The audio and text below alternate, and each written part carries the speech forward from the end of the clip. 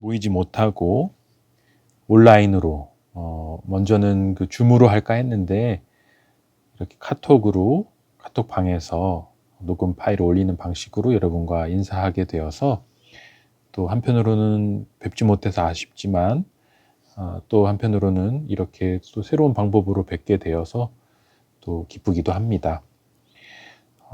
이렇게 상견례로 우리가 모이는 올해 첫 모임, 우리 미랄 공동체를 위해서 제가 하나님께서 제게 주신 감동의 말씀을 전하고자 합니다. 로마서 15장 1절에서 2절까지 말씀인데요. 여기 보면은 믿음이 강한 우리는 마땅히 믿음이 약한 자의 약점을 담당하자라는 부분이 나옵니다.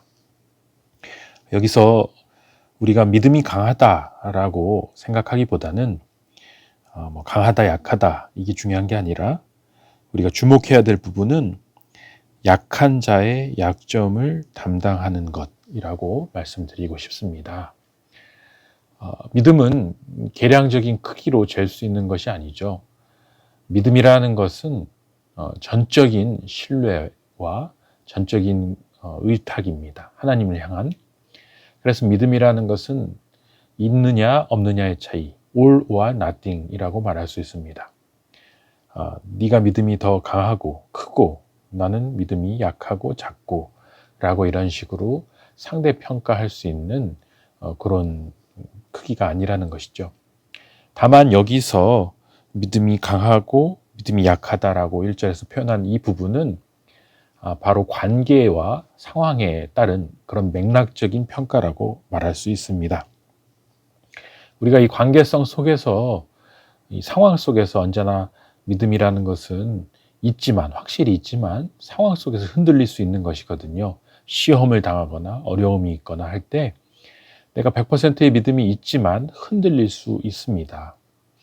그래서 심지어 세례 요한 같은 경우도 예수님이 우리의 구주라는 것을 분명히 믿었음에도 불구하고 옥중에서 계속해서 이런저런 소문을 듣고 예수님에 대한 평가가 부정적인 얘기들이 들렸을 때 세례 요한도 흔들렸거든요. 그래서 오실 그이가 당신입니까? 라고 여쭙기도 했었습니다. 인간은 연약합니다. 그래서 늘 흔들립니다. 인간의 매력은 저는 그 연약함과 흔들림이 있다고 생각합니다. 연약하지 않고 흔들리지 않고 그저 막강하고 완벽하다면 그것은 인간이기보단 로봇, 기계에 가까울 것입니다. 자, 그런데 인간의 그 약함은 우리 인간을 굉장히 곤경에 몰아넣곤 합니다. 그 약함을 갖고 있는 본인뿐만 아니라 그 약한 사람으로 인해서 그 관계성에 맺혀 있는 다른 공동체도 힘들게 하는 것이 인간의 약점이죠. 그런데 저는 여기서 약한 자의 약점을 담당하라 라는 이 부분이 굉장히 은혜가 돼요.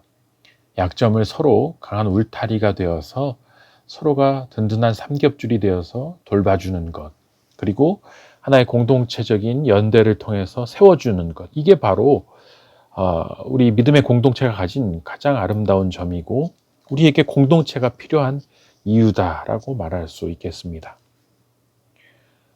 지난 주간에 KBS의 코로노믹스라는 다큐를 보았습니다. 3부작으로 되어 있는 거였는데요. 그 내용이 전 세계적으로 가장 연약한 사람들이 이 코로나로 인해서 가장 큰 타격을 받고 있는 것을 취재해서 보여주었습니다.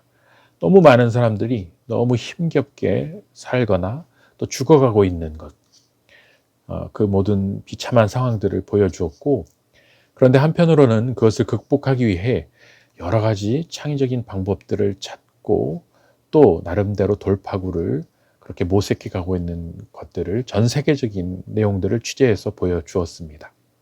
근데 제가 그 다큐를 보면서 제가 내린 결론은 답은 공동체에 있구나라는 것이었습니다.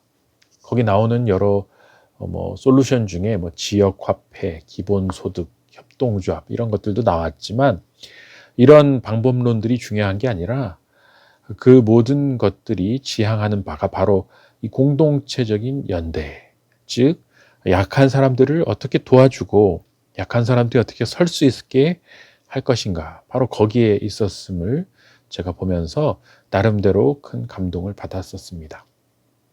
그런 점에서 우리가 정말 섬기고 있는 미랄이라는 공동체는 바로 이런 약함을 도와주고 담당하고 그렇게 세워가는 귀한 일을 위해서 모인 공동체라고 말할 수 있습니다. 특히 코로나로 인해서 가장 힘든 교회들이 어디일까 생각해 보면 지금 농촌과 지방의 어려운 교회들이 아닐까 생각합니다. 안 그래도 쉽지 않은 상황이었을 텐데 코로나 때문에 교회가 타격을 입으면서 우리가 섬기는 또 같이 함께 협력하는 여러 작은 교회들이 얼마나 힘들지 우리가 생각하며 기도했으면 좋겠습니다. 하나님은 소자를 외면하지 말라고 하셨습니다. 가장 작은 소자 한 명에게 냉수 한 그릇을 주는 사람이 결단코 천국에서 상을 잃지 않는다라고 말씀하셨죠. 담임 목사님께서도 소망교회가 아주 크고 또 많이 갖춘 교회이지만 그런 것에 안주하기보다는 더 약한 사람들을 돕고 섬기는 일에 매진했으면 좋겠다라고 늘 말씀하십니다. 그래서 그룹홈이나 미소스쿨 등 여러 가장 취약한 계층들을 위해서 돌봄을 아끼지 않고 있습니다. 그리고 또 지방의 열악한 교회들에도 많은 관심을 갖고 계십니다. 저는 한국교회가 지금 여러 가지 코로나로 인해서 상황들을 겪으면서 또 사회적인 지탄의 대상이 되는 것들을 보면서 한편으로 이런 생각도 했었습니다. 하나님께서 정말 채찍을 들어서 교회를 치고 계신 것인가, 교회에 좀 거품들을 걷어내고 어떻게 보면은 우리가 무분별하게 행해왔던 모든 것들을 잘라내고 다시 군살들을 도려내고 새롭게 탄생하기 위한 그런 엄혹한 구조조정의 시간이 우리에게 주어진 것인가, 그런 생각도 했었습니다. 그런데 한편으로는 또 하나님께서 이런 모든 엄혹한 시련을 겪고 있는 교회를 향해 어떤 마음을 갖고 계실까 생각해 봤습니다. 가장 힘들고 가장 어려운 상황 속에서 그래도 끝까지 복음을 전파하고 그 교회를 세우기 위해서, 지켜내기 위해서 지역의 정말 열악한 환경 속에서 최전선을 감당하고 있는 작은 교회들, 연약한 교회들 하나하나를 하나님이 얼마나 소중히 여기시고 귀하게 여기실까 생각해 보았습니다. 그러면서 아무리 정말 교회가 시련을 겪고 어떻게 보면 적자 생존의 원칙에 따라서 강한 교회는 살아남고 약한 교회는 도태되는 것이 당연한 것이 아닌가라고 사람들은 생각할 수 있겠지만 우리는 그렇게 생각해서는 안 되겠다라는 마음을 다시 가지게 되었습니다. 우리 예수님께서도 포도원 주인이 그 포도원에 열매를 맺지 못하는 그 무화과 나무를 뽑아버리라고 하는 그 주인의 말을 포도원 지기가 정말 그것을 막으면서 한 번만 더 기회를 달라고 그렇게 내가 걸음을 주고 잘 가꾸어서 열매가 맺게 하겠다고 그렇게 변호했던 것을 얘기해 주셨잖아요. 그런 것처럼 우리도 이렇게 엄혹한 시대에 많은 교회들이 도산하고 도태되고 쓰러져가는 이 시대에 그저 손 놓고 있을 것이 아니라 정말 하나님의 몸된 교회를 지키기 위해서 최선을 다하는 그런 교회와 또 목회자들, 교우들을 위해서 기도와 또 작은 정성을 통해서 그들을 잘 세워가는 일에 함께 협력하는 것이 정말 필요하겠다, 그렇게 생각을 하게 되었습니다. 바로 이것이 우리 미랄 공동체가 존재하는 이유고 우리가 지금 온라인으로라도 정말 모여야 하는 이유고 기도해야 하는 이유이며 함께 더 사랑과 뜻을 모아서 전달해야 하는 이유가 아닐까 생각합니다. 제가 또 오늘 이 말씀에서 또 주목하고 싶은 그 구절이 덕을 세우도록 하라. 2절에 덕을 세우도록 하라라는 말인데요. 덕을 세운다, 이게 무슨 말인가 곰곰이 생각해 봤어요. 그러면서 덕의 반대에 뭐가 있을까? 라고 생각해 봤는데 그 덕의 반대편에는 원칙 혹은 정의, 공의가 있지 않을까 생각합니다. 그러니까 법, 정의, 원칙, 그것이 하나의 하나님의 공의의 측면이라면 덕은 은혜, 사랑, 자비의 차원이 아닐까 생각을 해보았습니다. 원칙과 정의와 공의도 늘 필요합니다. 그것이 있어야 기강이 서고 조직이 바로 설 수 있죠. 그런데 그 원칙만 너무 강조하게 되면 너무 사람들이 다칠 수도 있고 또 너무 메마를 수 있고 그리고 조직이 경직될 수 있습니다. 한편으로는 또 덕을 너무 강조해서 은혜만 강조하면 사람들이 고마운 게 없어지고 후한무치해지고 또 너무 방만해질 수 있죠. 그래서 성경은 언제나 이 은혜와 사랑, 자비와 그 다음에 공의와 정의가 균형을 이루는 것을 우리에게 강조하고 있습니다. 근데 덕이라는 단어는 이 모든 것을 균형을 상징하는 단어, 균형점을 지칭하는 단어가 아닐까 생각을 해봤습니다.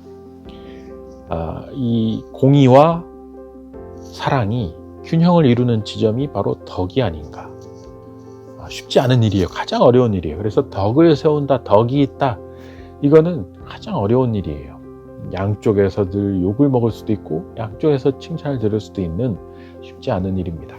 그런데 공동체에 가장 필요한 게 뭐냐? 그럼 덕을 세우는 것이다 라고 말씀드리고 싶어요.